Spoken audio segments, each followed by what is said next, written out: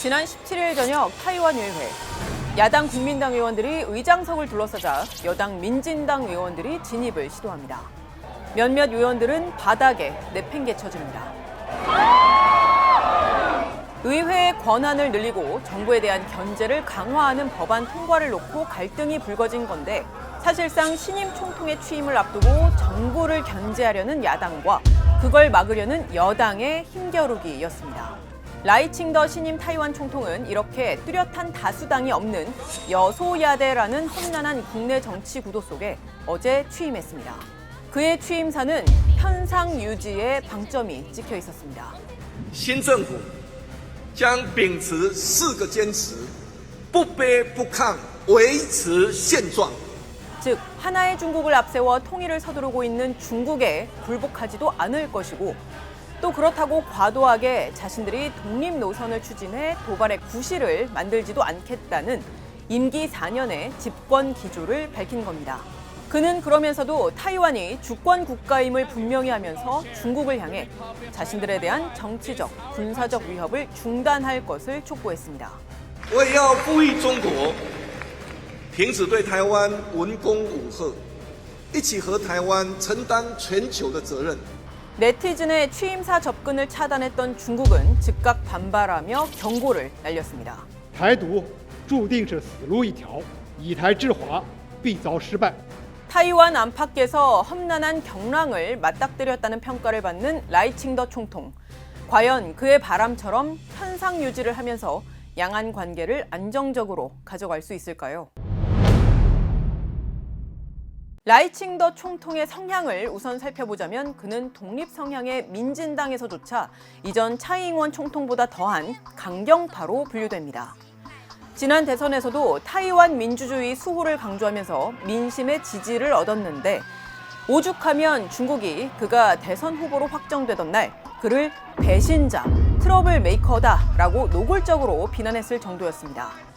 이처럼 중국의 미움을 받아온 라이칭더 총통은 분명한 독립주의자이긴 하지만 그렇다고 양안 관계가 급격히 변화하는 방향으로 나아가려 할 가능성은 현재로선 낮다는 게 전문가들의 대체적인 평가입니다. 민진당 소속이고 원래 독립주의자이기 때문에 그러한 색깔을 완전히 죽일 수는 없어요. 그러나 말의 수위는 매우 조심스럽다라는 것이죠. 그건 뭐냐면 국민들 대부분이 통일과 독립과 관계없이 살고 싶어해요. 경제협력이나 교류협력을 유지할 수밖에 없는 거예요. 이거는 만약에 단절을 하고 또 축소를 과도하게 한다고 했을 때는 정권에 대한 지지는 굉장히 내려갈 겁니다. 라이칭더 정부 입장에서는 중국을 최대한 자극하지 않으려는 그런 모습을 보이고 있죠. 그 1월 13일 당선 이후에도 굉장히 조심스러운 태도를 보였고 대중 정책에 관해서는 차이잉원 정부의 그 노선을 그대로 따를 거다. 이 정도만 계속 반복해서 얘기를 하고 있었기 때문에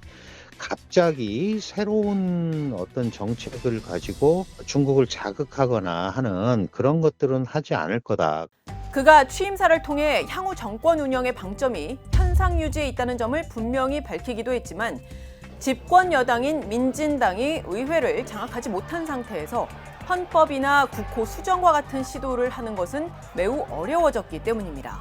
在对等尊严的原则下，以对话取代对抗，交流取代围堵。 라이칭더 총통으로선 집권 여당 내부의 강경 독립 세력과 현실 정치를 중시하는 세력들 사이에서 균형점을 찾아가는 노력과 동시에 성장의 지체 그리고 만성적인 저임금, 불평등 심화와 같은 민생 문제 해결에 주력해야 하는 상황입니다. 이는 그가 취임사에서 타이완을 반도체 칩을 만드는 실리콘 섬이라는 기초 위에서 인공지능의 섬으로 만들겠다며 기존 반도체 주도 성장 전략에서 더 나아가 인공지능 그리고 무인기, 우주, 해양을 경제정책의 키워드로 제시한 배경이기도 합니다. 전문가들은 이러한 라이칭더 총통의 기조가 비록 독립은 희망하더라도 지금 당장의 급격한 현상 변경 리스크를 원하지는 않는 대체적인 타이완 여론과 무관치 않다고 보고 있습니다. 사람들은 굉장히 현실적이에요. 궁극적으로는 독립하고 싶어 하죠. 분명히 공산화되는 걸 싫어하죠. 그러나 그거를 자꾸 독립이란 말을 해가지고 자기들이 현재 누리고 있는 자유와 이 평화로운 시장 경제를 손해받고 싶지 않은 거죠. 100만 명 넘는 사람이 지금도 대륙에서 일을 하고 있단 말이에요. 실질적으로는 민진당을 지지하는 많은 사람들도 현상 유지가 1번인 거죠. 민진당이든 국민당이든 다 현상 유지, 다시 말해서 안정적인 양안 관계를 가지고 가는 걸 목표로 하고 있기 때문에 지금 이 대목에 굳이 독립이라든가 독립에 준하는 행위라든가 이런 걸 해서 중국을 자극할 필요가 없다라고 많은 사람들이 느끼고 있는 거예요. 물론 즉각 반발하는 중국의 대응만 놓고 봐도 향후 양안 관계가 출렁일 가능성은 여전합니다. 중국 상무부는 타이완산 폴리카보네이트 반덤핑 조사에 이어 타이완의 무기를 판 보잉에 벌금을 부과했습니다. 중국 인민해방군 군용기 6대가 총통 취임식 전날부터 24시간 동안 타이완 해협 중간선을 넘어서 타이완 영공에 진입하는가 하면 해협 인근에서 작전하는 중국 군함 7척이 탐지되기도 했습니다. 중국이 앞으로도 말로 공격하는 문공, 무력으로 협박하는 무한은 물론이고 경제 압박 등의 수단도 수위를 조절해가며 계속 동원할 거란 전망이 나옵니다. 올해 초 미 경제연구기관인 블룸버그 이코노믹스는 중국이 타이완을 침공하고 미국이 개입할 경우 세계 전체 국내 총생산 GDP의 10%에 해당하는 10조 달러, 우리 돈으로 약 1경 3천조 원이 줄어드는 경제적 충격이 발생할 수 있다고 추산한 바 있습니다.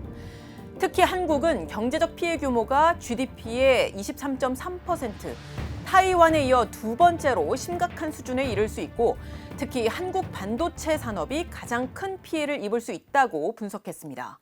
물론 최근 미 국무부의 당국자도 언급했듯이 타이완을 둘러싼 무력 충돌이 임박하다고 보긴 어렵다는 게 전문가들의 대체적인 분석이긴 하지만 양안 관계는 우리의 경제, 외교, 안보와도 결코 뗄 수 없는 밀접한 관계에 있는 만큼 항시 긴장이 높아질 가능성을 배제하지 말고 추이를 계속 면밀히 지켜봐야 하겠습니다. 지금까지 뒷백이었습니다.